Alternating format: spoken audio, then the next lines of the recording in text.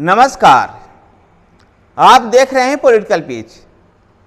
Political pitch पे आज मैं चर्चा करता हूं महाराष्ट्र की। महाराष्ट्र की राजनीति में शरद पवार को भीष्म पितामह कहा जाता है और महाराष्ट्र की राजनीति को बहुत अच्छे ढंग से समझने वाले नेता इस समय शरद पवार ही थे। लेकिन जिस प्रकार से शरद पवार की पार्टी में टूट हुई, उनके भतीजे अजीत पवार भारतीय जनता पार्टी के साथ चले गए और अब पार्टी के अस्तित्व और उसके चुनाव चिन्ह पर भी सवालिया निशान हैं। ऐसे में अजीत पवार ने भी अपने चाचा के बारे में कहा था कि अब उनको रिटायर हो जाना चाहिए और नए पीढ़ी को मौका देना चाहिए। उन्होंने इस कथन के समय में जब वो अपने वक्तव्य दे रहे थे, तब उन्होंने भारतीय जनता पार्टी को भी याद किया और उन्होंने कहा कि भारतीय जनता पार्टी में 75 साल में लोग रिटायर हो जाते हैं,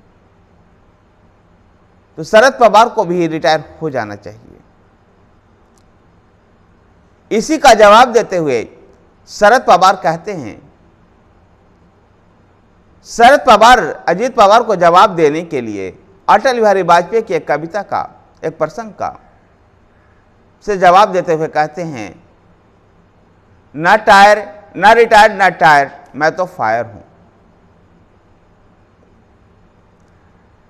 शरद पवार अपनी पार्टी एनसीपी को पुनः खड़ा करने के लिए अब जमीनी स्तर पर जुट गए हैं और वो अपनी पार्टी को पुनः खड़ा करना चाहते हैं। इसलिए अजीत पवार के ऊपर बिना नाम लिए है उनको कहा कि अभी मैं न थका हूं न रिटायर हुआ हूं, अभी तो मैं फायर हूं। महाराष्ट्र के राजनीति में जिस प्रकार से पहले शिवसेना को तोड़ा गया, फिर एनसीपी को तोड़ा गया, ये निसंदेह कह सकते हैं कि विपक्षी दलों की जो एकता बन रही है उसको सेटबैक है, उसके लिए एक धक्का है। फिर भी एनसीपी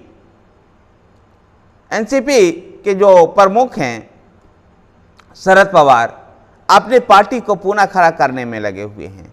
यद्यपि अब ये ज्ञात नहीं है कि एनसीपी उनको मिलेगी या नहीं, लेकिन जो भी पार्टी उनको मिले उस पार्टी को मजबूत करने में लगे हुए हैं।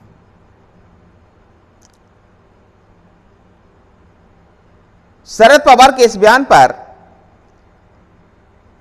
अजीत पवार गुट के नेता छगन भुजबल कहते हैं कि अगर वो 83 साल के एज में भी जवान हैं तो अच्छी बात है।